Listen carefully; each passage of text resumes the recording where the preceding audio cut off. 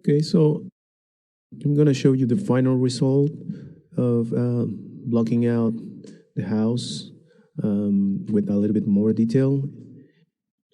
And as you can see, the colors represent a different material applied to it, just to get a general idea how many materials and how it's going to look in the end. Also, as you can see, I was able to do or align my modules. Every single part of the house is a module. I duplicated it around to build the house. And I even made a couple different sizes.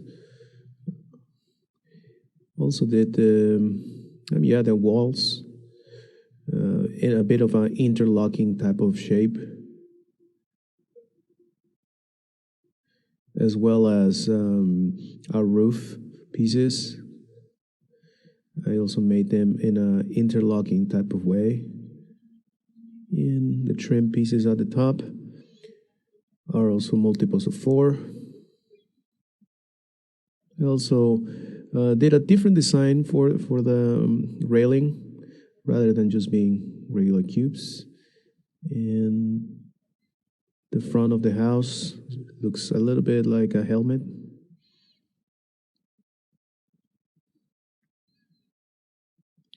The deck is also 4 meters. And everything's on the grid. Okay, let's go over how I modeled some of the sections that I did. I'm not really gonna go over how to model everything from scratch. We're just gonna do one section, and the rest pretty much will be a repetition of the same technique. As for example, this wall. I made a duplicate of that wall, and I was able to just add a window. And so you can just swap pieces in and out according. Even the little shingles are also on the grid. So it makes it easy when I replicate these things around just to move them on the grid. As you can see, everything is pretty basic shapes, nothing too fancy, nothing complicated yet. This is just to make sure I have the dimensions, the ideas, and I'm still not locked into the final design of everything.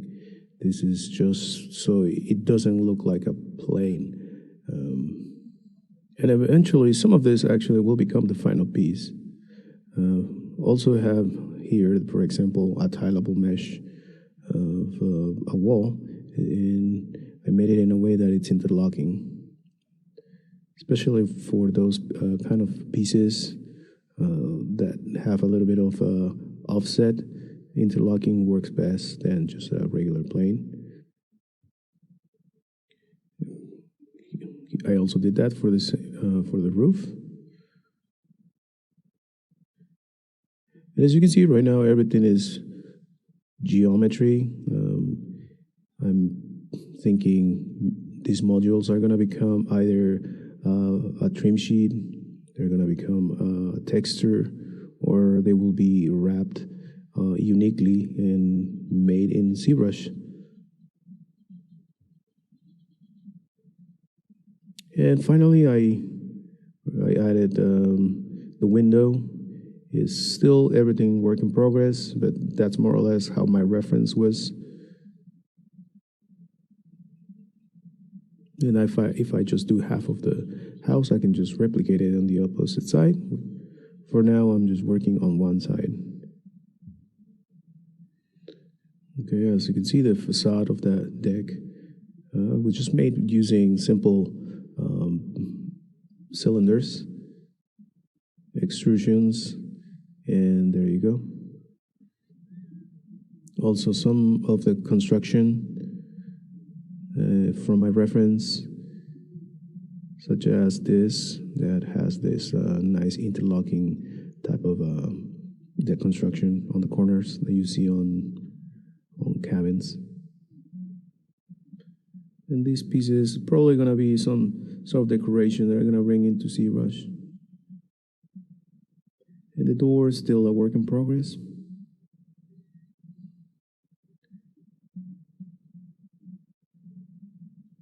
And as you can see, this roof overhangs.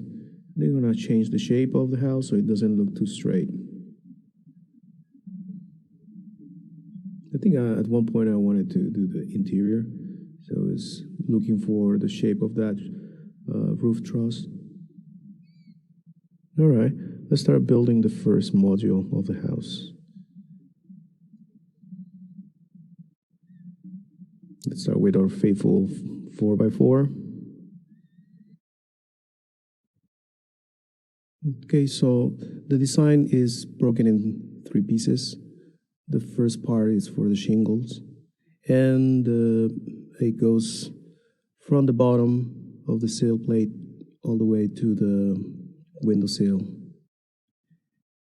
And then I will add the siding going all the way to the top plate. So as you can see, I will be using very simple shapes, adding some bevels, and just removing unwanted, unnecessary geometry and smoothing the edges.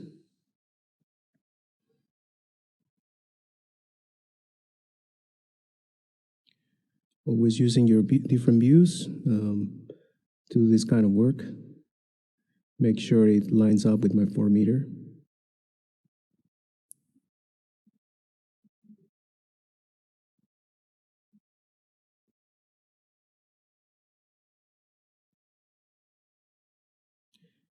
The next thing is working on this section of the wall where it's gonna be for the siding.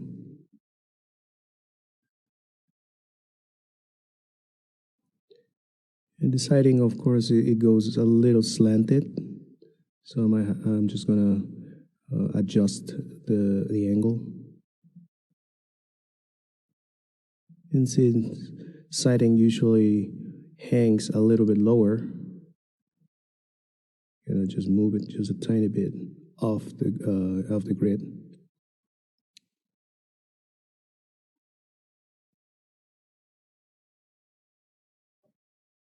And there it is, our first wall.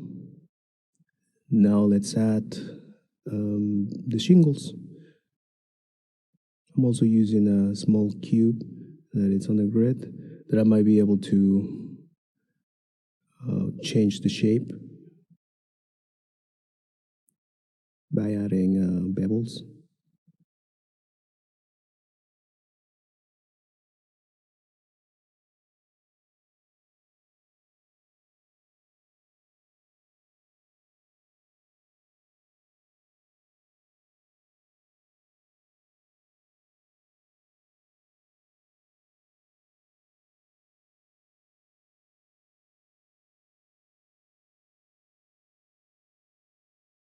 And we do a little bit of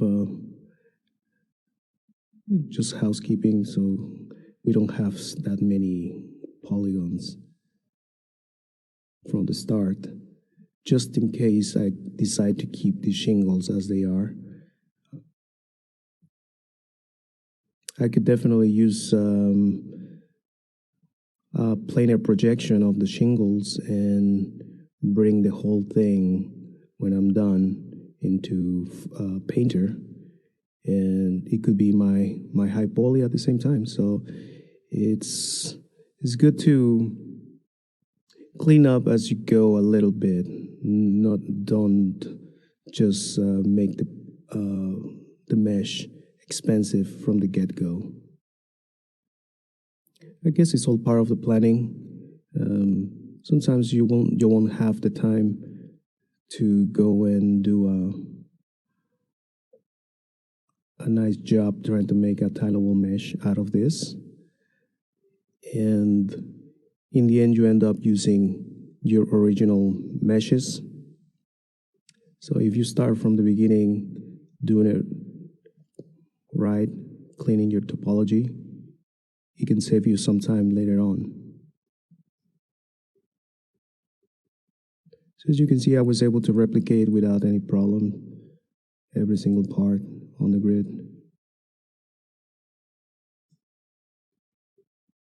Okay, we're almost done with this wall. I usually like to keep the pieces separated just in case. And I like to keep the pivot points in there too. I find that it's a non-destructive way to keep preserve your work.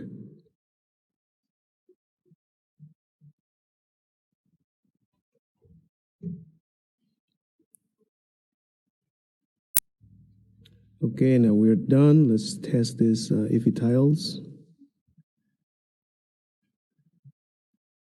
And I think it does. I don't see any seams. So the rest were done the same way. I might have gone and, for example, this added a little bit of variation on the size so it doesn't look the same. Just adjust it. And when I was done with the modules, adding the pivot points, I started assembling the house.